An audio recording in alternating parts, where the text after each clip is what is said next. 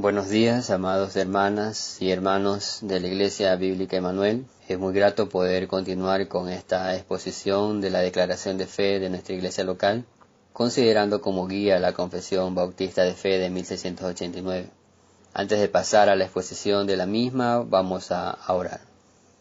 Señor, te damos gracias por este día y tu bondad mostrada hacia nosotros, por esa misericordia que podemos experimentar a través de Cristo Jesús, la cual no merecemos, pero es cierta para tus hijos, es cierta para aquellos que tú has escogido para salvación. Queremos rogarte por la ayuda y asistencia de su Espíritu Santo y por venir y acercarnos a tu palabra de manera reverente y podamos ver en la misma aquella autoridad que tú le has dado sobre nuestras vidas, sobre la iglesia. Ayúdanos, Señor, y susténtanos en este tiempo para poder venir a su palabra, escuchar y creer lo que usted ha dicho de la misma. En el nombre de Cristo Jesús. Amén. Habiendo explicado de manera breve la semana anterior el tema sobre la identidad de la palabra de Dios en los párrafos 2 y 3 de nuestra declaración de fe, hoy consideraremos los siguientes puntos principales para desarrollar el tema de la autoridad de las Sagradas Escrituras a través de los siguientes puntos. Veremos la procedencia de esa autoridad, una afirmación negativa y positiva, el testimonio interno de esa autoridad, la escritura autentica a la escritura, la demanda de esa autoridad y el testimonio externo de esa autoridad, su Espíritu Santo. El capítulo 1 de las Sagradas Escrituras, en su párrafo 4 y 5, es el que consideraremos para hablar sobre la autoridad de las Santas Escrituras.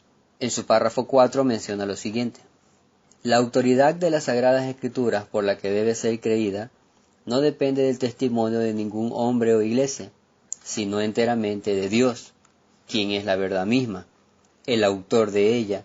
Por tanto, debe ser recibida porque es la palabra de Dios. Dentro del primer punto mencionado, consideraremos la procedencia de esa autoridad, una afirmación negativa y positiva. Como hemos mencionado sobre el contexto del periodo de Reforma, en el cual fue editada la Confesión de 1689, años antes, en la época de Lutero, el catolicismo romano había pretendido debilitar la autoridad de la Biblia, y probablemente, en algunos casos lo logró, a través de elevar su liderazgo eclesiástico y las tradiciones humanas al mismo nivel de la Sagrada Escritura. Ellos insistieron por mucho tiempo en que la enseñanza de la Biblia sólo podía ser comunicada a los cristianos por intermedio de papas, concilios y sacerdotes. Es por eso que el estandarte de sola Escritura, a través de los reformadores, causó tal impacto en las conciencias y prácticas de aquel tiempo. Sostener nuevamente la autoridad de la Escritura, por la cual el Dios vivo y soberano le habla a su pueblo, era fundamental. La afirmación toda la Escritura es inspirada por Dios, por lo tanto, también es la primera afirmación de nuestra declaración de fe en el párrafo número 4. Esta se enfoca principalmente en contrarrestar aquella influencia errónea de pretender poner a la par de la Escritura alguna otra autoridad humana o eclesiástica. Su autoridad, por eso afirma, no depende del testimonio de ningún hombre o iglesia. Los editores de la Confesión de 1689 probablemente consideraron las pretensiones y prácticas católicos romanas de este tiempo, lo cual tampoco no está muy alejado de nuestro contexto actual. Su afirmación no depende, en sentido negativo, responde a tales pretensiones. Nadie, ningún hombre, papa, sacerdote, obispo, líder fundador, autoridad, denominado apóstol, profeta o incluso algún denominado pastor, puede darle o añadirle autoridad a la Escritura, así como tampoco ningún concilio o iglesia. Una de las cosas que debemos recordar es que pretender autentificar la autoridad de la Escritura por algún medio exento a la misma, sea este humano, eclesial, científico, arqueológico o algún otro, sería otorgarle al medio que autentifica una autoridad por sobre las Escrituras.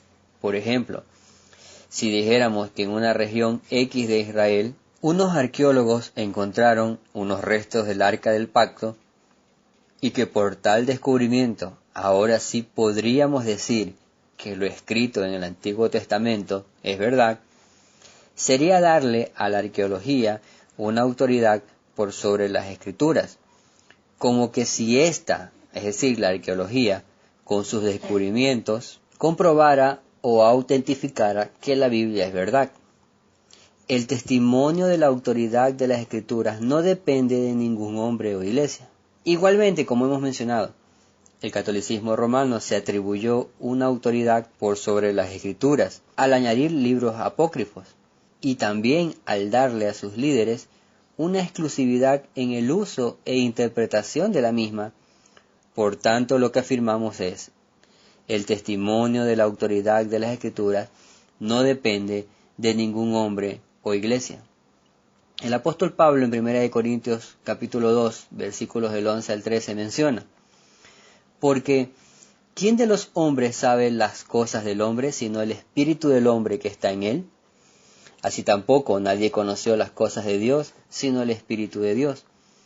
Y nosotros no hemos recibido el espíritu del mundo, sino el espíritu que proviene de Dios, para que sepamos lo que Dios nos ha concedido.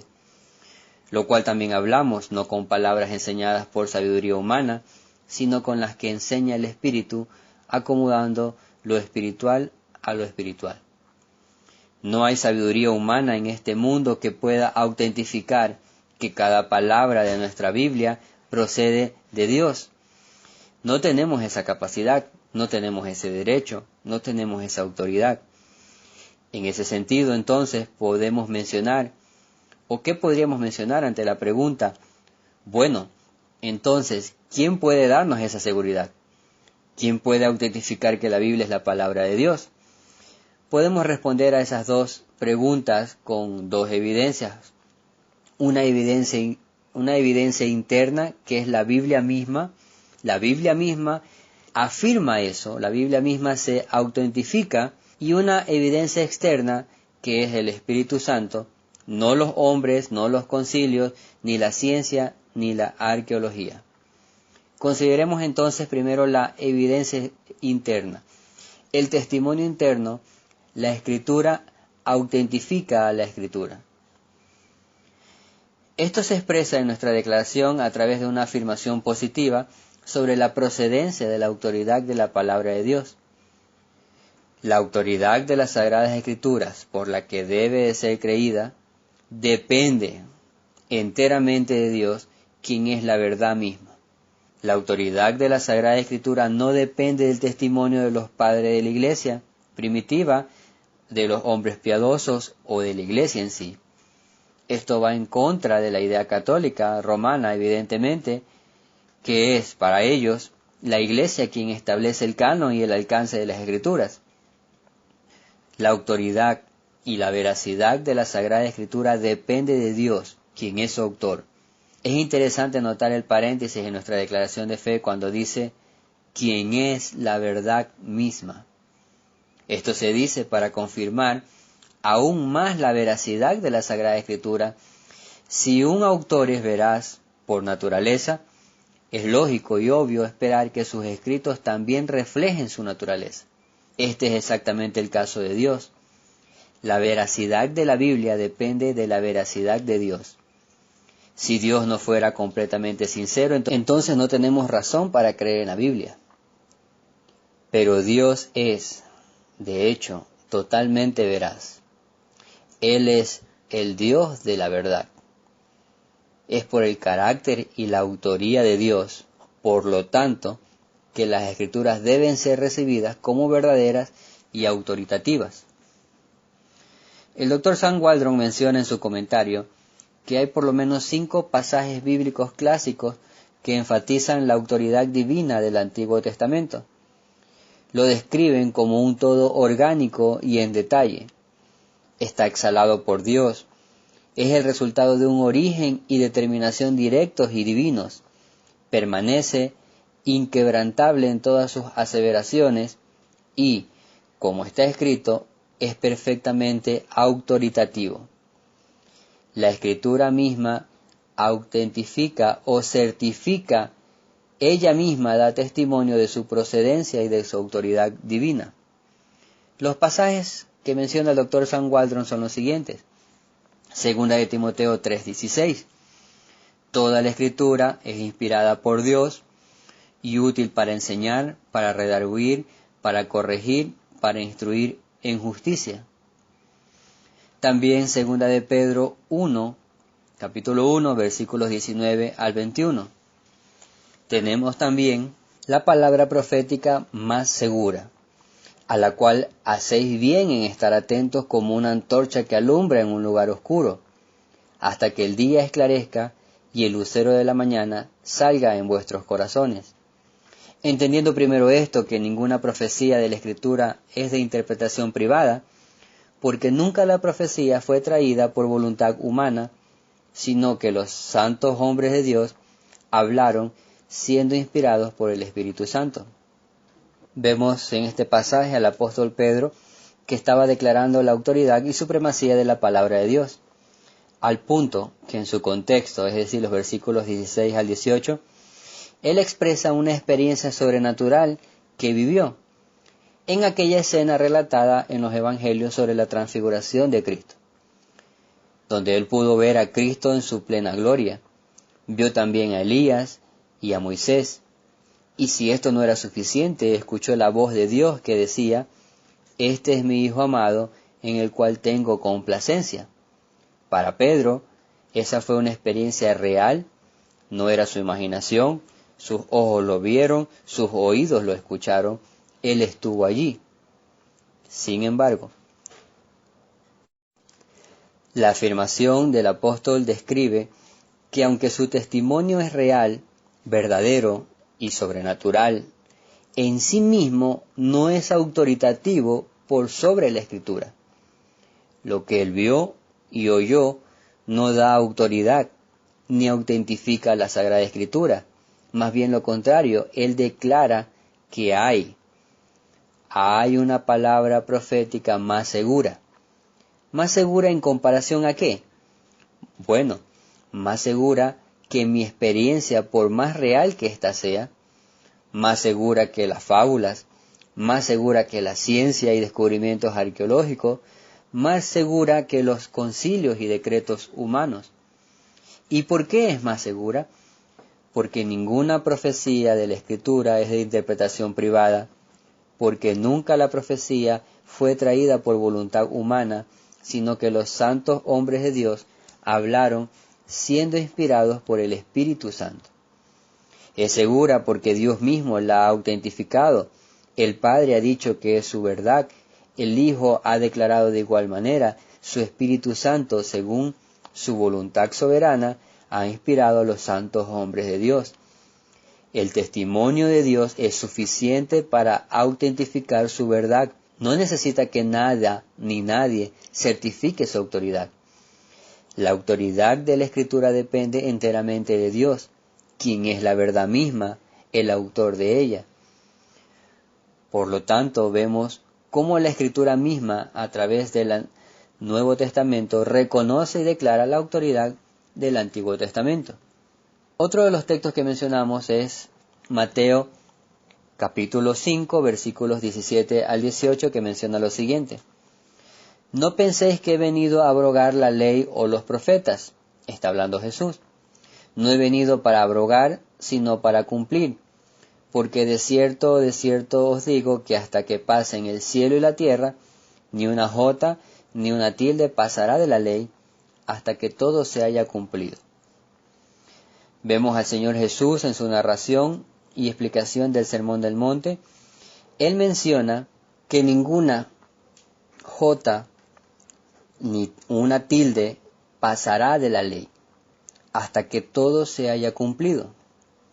Hay una referencia aquí a la letra más pequeña del alfabeto hebreo, lo cual nos indica la autoridad del Antiguo Testamento, incluso en su más mínimo detalle, al punto que Cristo mismo se somete a la autoridad de la Escritura, reconociendo que todo lo anunciado en el Antiguo Testamento debe cumplirse. Él no vino a desautorizar lo que Dios había dicho en su ley.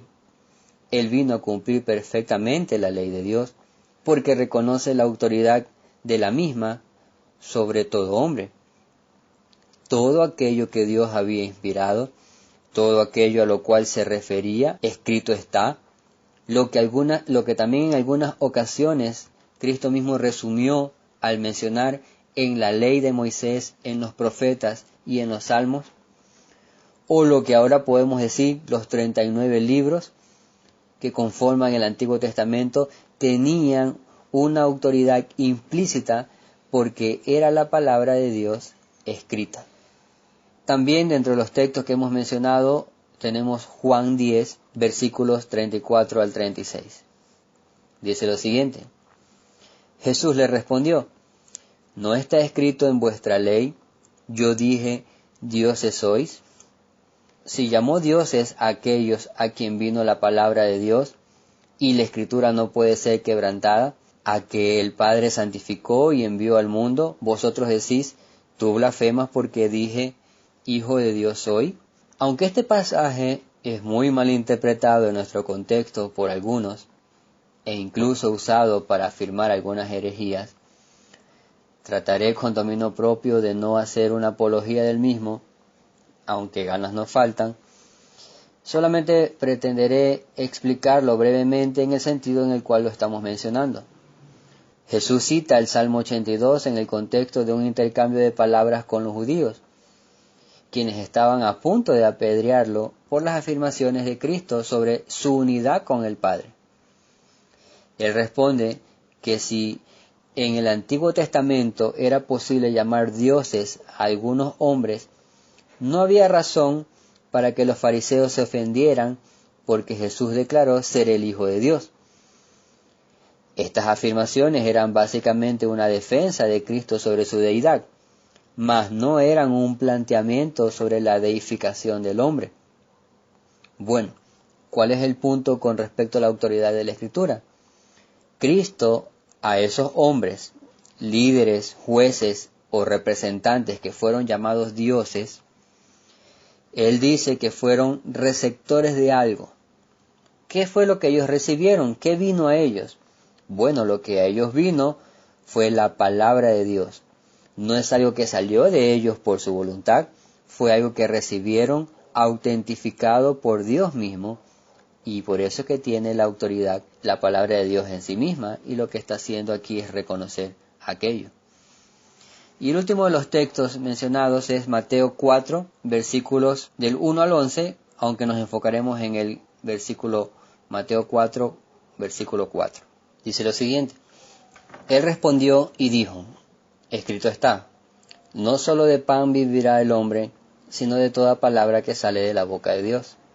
El contexto de la narración es sobre la tentación a Jesús, quien fue llevado al desierto para ser tentado por el diablo. Luego de un periodo de ayuno, como sabemos, en la primera de las 3 tentaciones de Satanás, utilizando y desafiando la autoridad de Dios en su palabra, pretendió usarla para sus propósitos oscuros. Sin embargo, vemos a nuestro Señor respondiendo con el poder y autoridad divina de las Escrituras. No necesitó más que eso. Eran suficientes ante tales ataques. ¿Pero por qué? Porque la Escritura sale de la boca de un Dios soberano, todopoderoso y eterno. Porque todo lo que Dios ha inspirado y dejado por escrito tiene esa autoridad. Jesús lo reconoce y lo utiliza. Habiendo mencionado aquellos pasajes bíblicos que mencionan la autoridad del Antiguo Testamento, vamos a considerar ahora la demanda de su autoridad. Esta evidencia interna que expresa nuestra declaración de fe con respecto a las Escrituras, en su párrafo 4, también tiene una demanda. Recordemos lo que menciona la declaración de fe.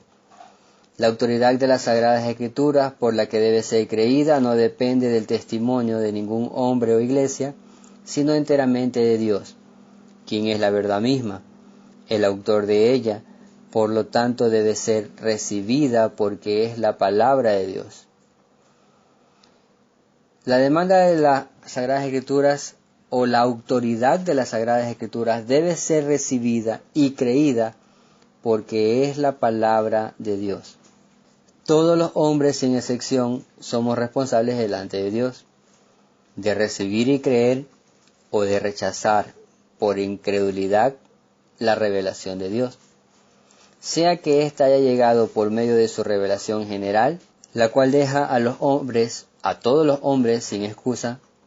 Como ya hemos mencionado, esta revelación general fue dada a través de la luz de la naturaleza, es decir, la conciencia, a través de la creación o también de su providencia.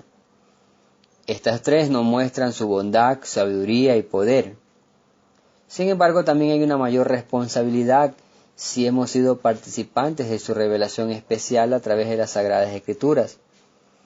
En ese sentido, es importante considerar como creyentes si estamos respondiendo a esta demanda de autoridad de la palabra de Dios que es expresada cada vez que es predicada. ¿Cuál es nuestra actitud ante la autoridad de las Sagradas Escrituras? ¿Cuál es el motivo principal por el cual la recibimos? ¿Habrá motivos válidos para rechazarla? Hay tres pasajes básicos también en la Escritura que nos recuerdan esta demanda de la autoridad de las Sagradas Escrituras y por la cual debe ser recibida. Lucas 16, 27 al 31, en el contexto de la narración de Cristo sobre el rico y Lázaro, menciona lo siguiente, el versículo 27. Lucas 16, 27. Entonces le dijo: Te ruego pues, Padre, que le envíes a la casa de mi padre, porque tengo 5 hermanos para que le testifique, a fin de que no vengan ellos también a este lugar de tormento. Y Abraham le dijo: A Moisés y a los profetas tienen, óiganos. Él entonces dijo: No, padre Abraham, pero si alguno fuere de ellos de entre los muertos, se arrepentirán. Mas Abraham le dijo: Si no oyen a Moisés y a los profetas, tampoco se persuadirán, aunque alguno se levantare de los muertos. En nuestro contexto actual, lamentablemente, incluso en muchos de los círculos evangélicos, existe una actitud similar a la del hombre rico. Una desconfianza total en la autoridad de la palabra de Dios, una desconfianza total en la autoridad que la palabra de Dios tiene en sí misma, pretendiendo añadir manifestaciones extrañas y sobrenaturales con la intención de certificar lo que según ellos dice la Escritura. No es nuevo escuchar casos particulares de hombres, mujeres e incluso niños que testifican sus supuestas experiencias vividas en el cielo o infierno por algunos días, como si estas experiencias extrañas le dieran alguna certificación a la palabra de Dios. Es como que si dijeran, igual que el rico: No, padre Abraham, si alguno fuere entre los muertos, se arrepentirán. O parafraseando, al decir: Estuve en el infierno, ahora sé que es real. Muchas veces escuché que la Biblia lo decía, pero ahora, por mi experiencia, sé que es una realidad. Entonces, ahora sí debes de creer. No debería ser esto así. La autoridad de las Sagradas Escrituras, por la que debe ser creída y recibida, es porque es la palabra de Dios. Eso es un motivo suficiente para creer. Si no oyen a Moisés y a los profetas, tampoco se persuadirán, aunque alguno se levantare de los muertos. Solo el testimonio de la palabra de Dios tiene esa autoridad. Otro de los textos que nos ayudan a identificar este aspecto de por qué la Escritura debe ser creída es Gálatas capítulo 1 versículos 8 al 9, que dice lo siguiente: Mas si aún nosotros o un ángel del cielo os anunciara otro evangelio diferente del que os hemos anunciado, sea anatema. Como antes hemos dicho, también ahora lo repito: si alguno predica diferente evangelio del que habéis recibido, sea anatema. Podríamos decir que los cristianos de Galacia tenían el derecho de juzgar la enseñanza de un apóstol o incluso la de un ángel del cielo. Pero la regla infalible para llevar a cabo este juicio no es nuestra propia percepción o gustos personales, sino la misma palabra de Dios. La Escritura autentifica a la Escritura. Si no es conforme a la verdad, por la autoridad que tiene la verdad, no la recibas, deséchala. Pero, en sentido positivo, si es conforme a la verdad, si es con la autoridad que la Escritura posee en sí misma, si es la palabra de Dios la que está siendo predicada, mi actitud debe de ser de humildad, de recibir, de creer, de reverencia, de sumisión, de agradecimiento, de fe, a pesar del medio que Dios esté utilizando para expresar la misma.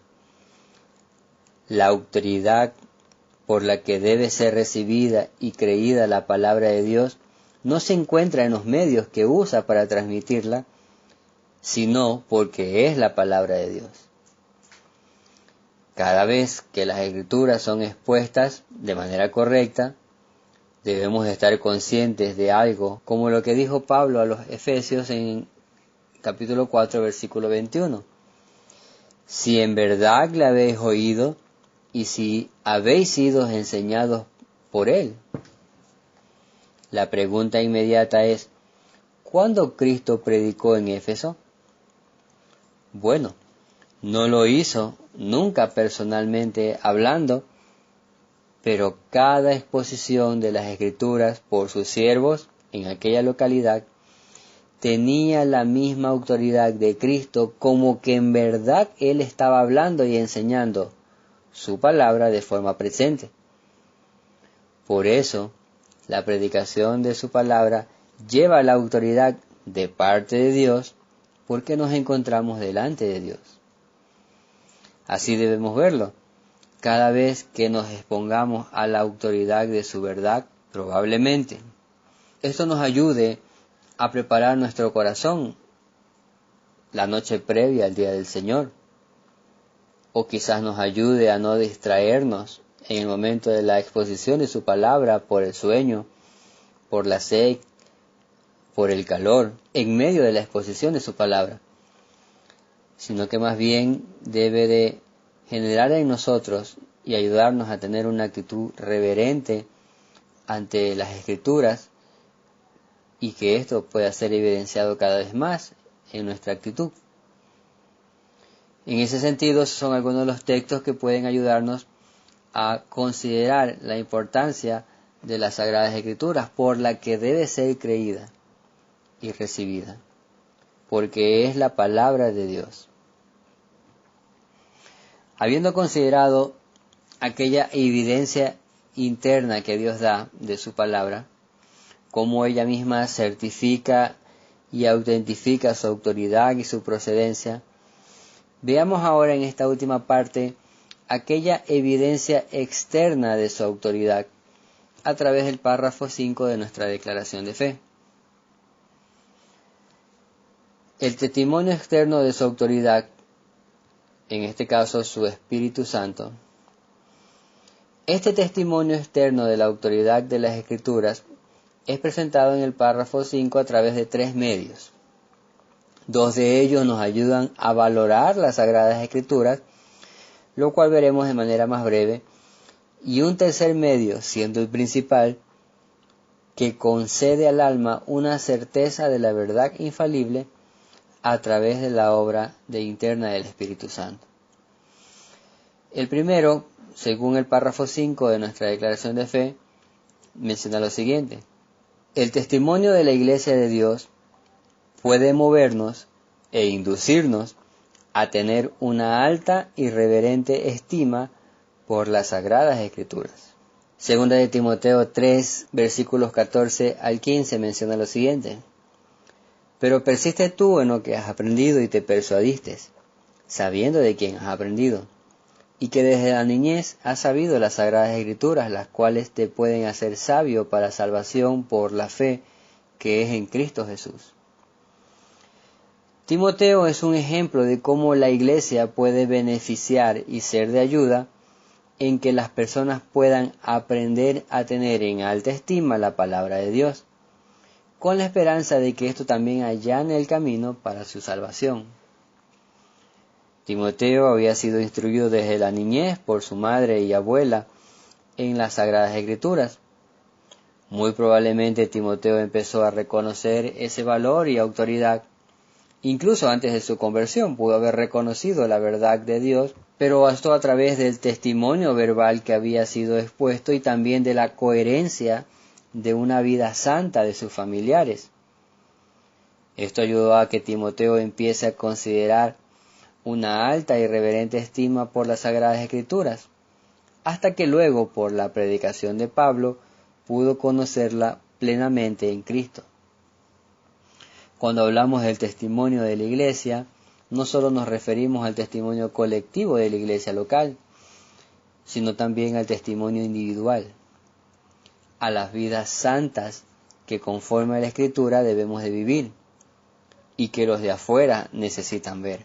Por ejemplo, no tendría mucho sentido quizás pedir oración por la salvación de nuestros hijos o de algún familiar si mi vida y testimonio no reconocen la autoridad de las Escrituras.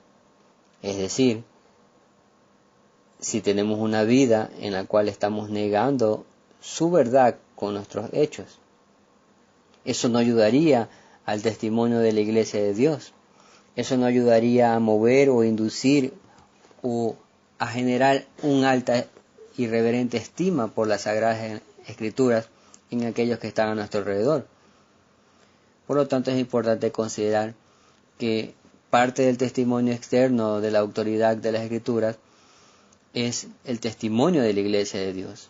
Pero también el segundo testimonio externo a considerar, sigue diciendo el párrafo 5, el carácter celestial del contenido, la eficacia de la doctrina, la majestad del estilo, la armonía de todas las partes, el fin que se propone alcanzar en todo su conjunto, que es el de dar toda la gloria a Dios, la revelación completa que dan del único camino de salvación para el hombre y muchas otras excelencias incomparables y la totalidad de perfecciones de las mismas, son argumentos por los cuales dan abundante evidencia de ser la palabra de Dios.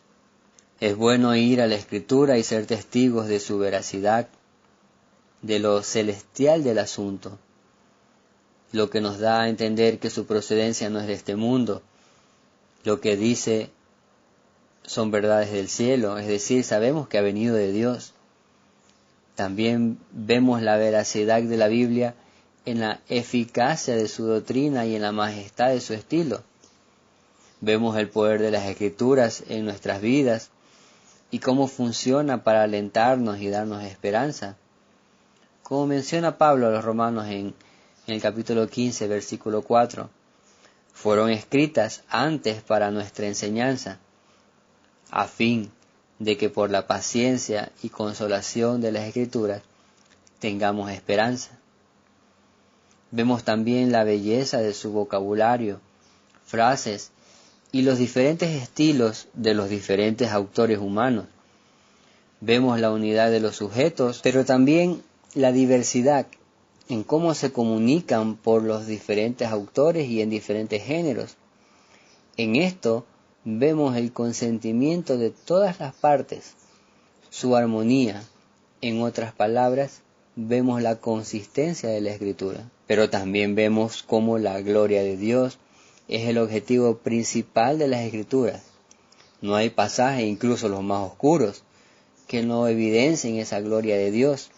Las Escrituras nos muestran la gloria de Dios, nos dicen que todas las cosas existen para su gloria y nos promete que un día disfrutaremos también de esa gloria mediante la fe en Cristo Jesús. Así también vemos, y gloria a Dios porque es así, vemos cómo se descubre en cada página de las Santas Escrituras el anuncio del Evangelio de Jesucristo, que es el único camino para la salvación del hombre, porque por la autoridad de las Escrituras podemos afirmar que no hay otro camino. Y aunque esto podría sonar algo exclusivo e intolerante a otras religiones y creencias, la realidad es que sí lo es. Pero no porque nosotros lo digamos, sino porque Dios lo ha dicho. Y eso debe ser suficiente para alguien que busque la verdad. No hay otro camino a Dios, no hay otro mensaje de salvación, no hay otro mediador, no hay otra verdad. Dios lo ha dicho con toda autoridad en su palabra. Solo Cristo es la fuente de vida eterna, solo Cristo es el pan de vida, solo Cristo es la resurrección, solo Cristo puede salvar y perdonar los pecados de los hombres, si vienes a Él por la fe. Solo Él puede regenerar tu corazón, concederte salvación y también darte una garantía de todo esto a través de la presencia de su Espíritu Santo en la vida de los creyentes. Esta es la fe verdadera, pero no porque lo hemos dicho nosotros, es porque Dios lo ha dicho. Dios ha declarado su verdad y la autoridad de la misma. Estas son dos declaraciones externas de la autoridad de la palabra de Dios, aunque no son infalibles. Son ayudas, pero no son infalibles. A pesar de haber explicado todo esto, mi testimonio y persuasión es falible. Quizás alguien puede estar pensando ahora mismo, ¿de verdad la palabra de Dios afirma todo esto? ¿No será que me quieren convencer de algo? Quisiéramos rogar al Señor para que no pienses así. La última parte de nuestro párrafo, quinto en la declaración de fe, ojalá pueda ser realidad en todos los corazones. Menciona lo siguiente: sin embargo, nuestra plena persuasión y certeza de su verdad infalible y su autoridad divina provienen de la obra interna del Espíritu Santo, quien da testimonio en nuestros corazones por medio de la palabra y con ella. Esta es el testimonio externo de su autoridad. Su Espíritu Santo da testimonio externo de la autoridad de la palabra de Dios, y ese testimonio es infalible. ¿Pero por qué esto es así? ¿O por qué es necesario? Si hemos mencionado que la palabra de Dios tiene autoridad en sí misma y se autentifica a sí misma, bueno, es necesario este testimonio externo infalible por causa del pecado, por causa de nuestra naturaleza caída, la corrupción radical de todo hombre. Por esa causa, los hombres no reconocen naturalmente esa autoridad ni se doblega a ella. Por eso es necesario el testimonio del Espíritu Santo, quien primero remueve esa disposición malvada que ciega a los hombres. Su Espíritu remueve aquello que impide ver la luz de la revelación, para luego concedernos esa plena persuasión y certeza de su verdad infalible y su autoridad divina. No se trata de que nos revele algo nuevo, sino que nos conceda la gracia de apreciar su verdad como nunca antes lo habíamos hecho. La fe, el temor, el hacer la voluntad de Dios, el arrepentimiento, todo esto es producido en los pecadores por la obra regeneradora del Espíritu Santo, pero también es quien nos capacita para ver y entender la verdad espiritual. Este es el testimonio externo infalible que Dios ha concedido a los hombres para reconocer y ver la autoridad de las Sagradas Escrituras. Juan Calvino mencionó con respecto a esto lo siguiente: los hombres profanos piensan que la religión se basa solo en la opinión y por lo tanto que pueden no creer tontamente o por motivos leves. Desean e insisten que demuestre con razón que Moisés y los profetas fueron inspirados por Dios. Pero respondo, dice Calvino, que el testimonio del Espíritu es superior a la razón, porque como Dios solo puede dar testimonio de sus propias palabras, estas palabras no obtendrán crédito completo en los corazones de los hombres hasta que estén selladas por el testimonio interno del Espíritu. El mismo Espíritu, por lo tanto, que habló por boca de los profetas, debe penetrar en nuestros corazones para convencernos de que entregaron fielmente el mensaje con el que fueron confiados divinamente. Pablo menciona a los romanos en su capítulo 8, versículo 16, el Espíritu mismo da testimonio a nuestro espíritu de que somos hijos de Dios. Y nuestro Señor expresó en la primera parte de Juan 8, versículo 47, el que es de Dios, las palabras de Dios oye. Esto es lo que podemos considerar hoy con respecto a la autoridad de las Sagradas Escrituras, lo cual expresamos en nuestra declaración de fe y es resumido a través de los párrafos 4 y 5 que hemos tratado de explicar.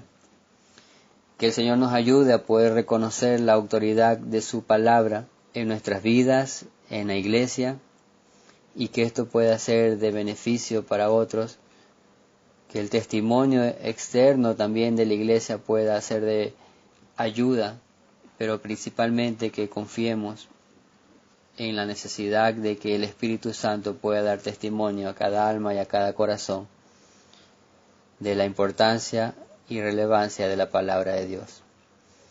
Que el Señor nos ayude, hermanos. Amén.